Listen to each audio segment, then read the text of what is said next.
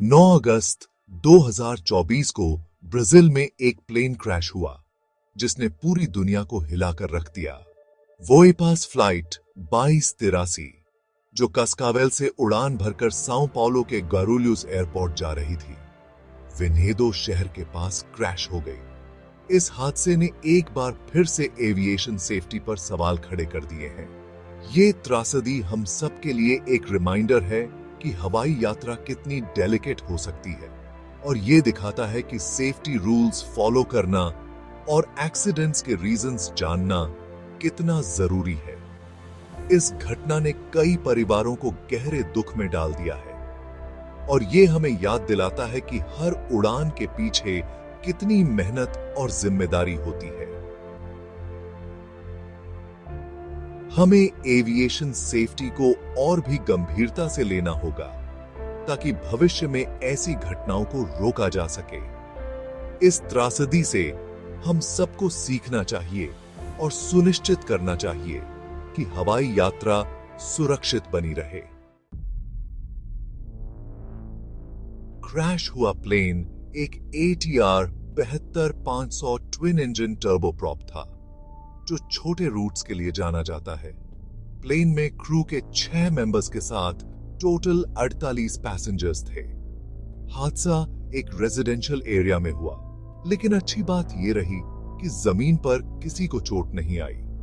Crash के तुरंत बाद प्लेन में आग लग गई, जिससे प्लेन का बहुत सारा हिस्सा जलकर खाक हो गया।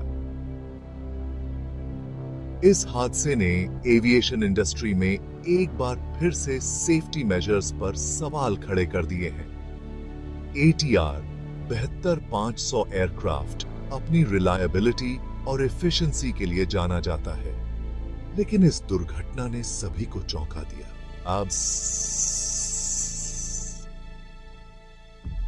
प्लेन के क्रैश होने के कारणों की जांच जारी है, और एक्सपर्ट्स का मानना है कि वेदर कंडीशंस और टेक्निकल फॉल्ट्स दोनों ही संभावित कारण हो सकते हैं।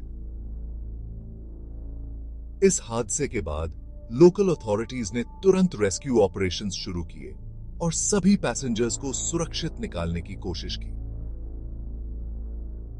हालांकि प्लेन में लगी आग ने रेस्क्यू एफर्ट्स को काफी मुश्किल बना दिया।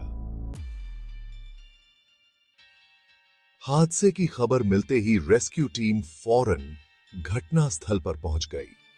एक्सीडेंट साइट तक पहुंचने और आग पर काबू पाने के लिए लगभग 250 फायरमैन और एक्सपर्ट्स को भेजा गया था।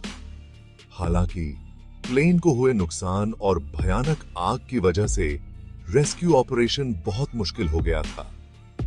दुख की बात है कि इस हादसे में कोई भी जिंदा नहीं बच पाया। राहत और बचाव कार्य में लगे लोगों ने अपनी जान की परवाह किए बिना पूरी कोशिश की। आग पर काबू पाने के लिए कई घंटों तक लगातार प्रयास किए गए। घटनास्थल पर मौजूद लोगों ने बताया कि आग की लपटें इतनी तेज थीं कि पास जाना भी मुश्किल हो रहा था।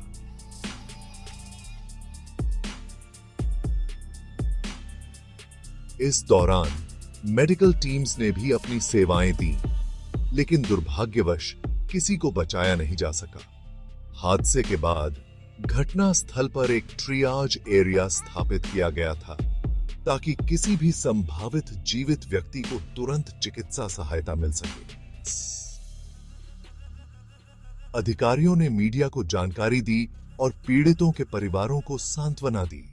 इस हादसे ने पूरे देश को हिलाकर रख दिया और सभी ने मिलकर इस दुखद घटना में अपनी संवेदनाएं व्यक्त की। सेक्शन 4, जांच और प्रारंभिक निष्कर्ष। ब्राजीलियन अथॉरिटीज ने एक्सीडेंट के रीजंस की जांच शुरू कर दी है। क्रैश का कारण जानने के लिए ब्लैक बॉक्स, जिसमें फ्लाइट डेटा रिकॉर्डर और कॉकपिट वॉइस रिकॉर्डर होते हैं, को रिकवर कर लिया गया है। शुरुआती रिपोर्ट से पता चलता है कि क्रैश से पहले प्लेन एक टेल स्पिन में चला गया था। हालांकि इन्वेस्टिगेटर्स खराब मौसम, मैकेनिकल फेलियर और ह्यूमन एरर सहित सभी संभावित कारणों की जांच कर रहे हैं। इन्वेस्टिगेटर्स ने क्रैश साइट पर डिटेल्ड एनालिसिस किया है और कई महत्वपूर्ण क्लूज इकट्ठा किए हैं। आई विटनेसेस से भी पूछताछ की जा रही है ताकि घटना के समय की स्थिति को बेहतर तरीके से समझा जा सके। फ्लाइट पाथ डेटा को भी रिव्यू किया जा रहा है ताकि यह पता लगाया जा सके कि प्लेन ने क्रैश से पहले क्या मूवमेंट्स किए थे। अथॉरिटीज ने मीडिया को इनिशियल फाइंडिंग्स के बारे में ब्रीफ किया है, लेकिन अभी तक कोई डेफिनेटिव कंक्लूजन नहीं निकाला गया है। इन्वेस्टिगेशन अभी भी जारी है और सभी संभावित एंगल्स को ध्यान में रखते हुए थरो एनालिसिस किया जा रहा है। यह एक कॉम्प्लेक्स प्रोसेस है और इसमें समय लगेगा, लेकिन अथॉरिटीज पूरी कोशिश कर रही हैं कि जल्द से जल्द सच्चाई सामने आ सके। सेक्शन 5, पीड़ितों की पहचान। हादसे में मारे गए लोगों की पहचान करना बहुत मुश्किल काम था। कई शव बुरी तरह जल गए थे, जिससे नॉर्मल तरीकों से पहचान करना नामुमकिन हो गया था। विक्टिम्स की पहचान कंफर्म करने के लिए एक्सपर्ट्स ने डीएनए टेस्ट और जेनेटिक कंपैरिजन का सहारा लिया। पीड़ितों के परिवारों के लिए यह समय बहुत कठिन था। वे अपने प्रियजनों की खबर का इंतजार कर रहे थे।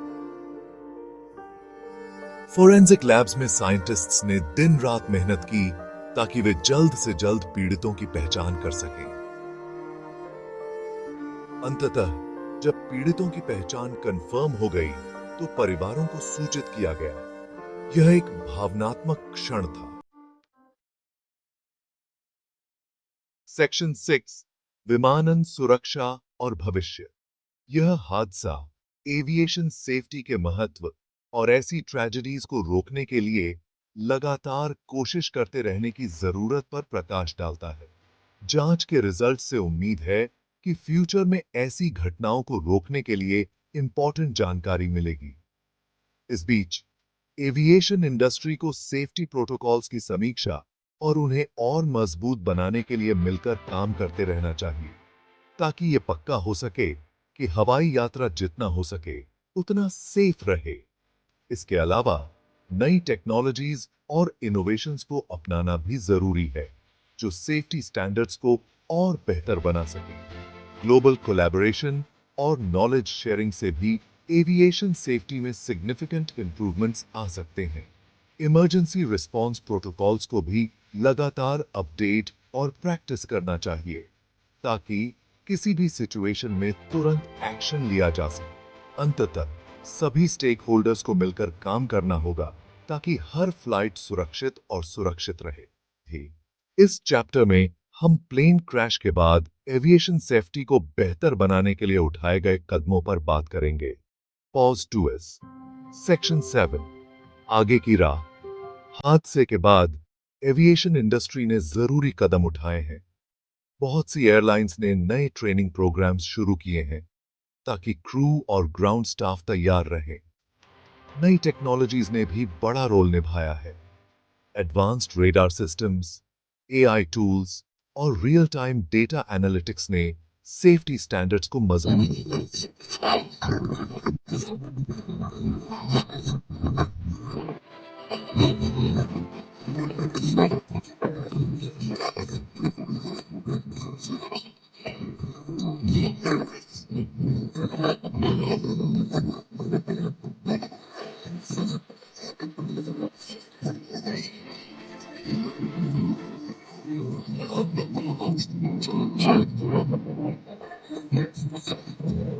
रहे। हर यात्री की सेफ्टी हमारी सबसे पहली जिम्मेदारी होनी चाहिए। Thank you.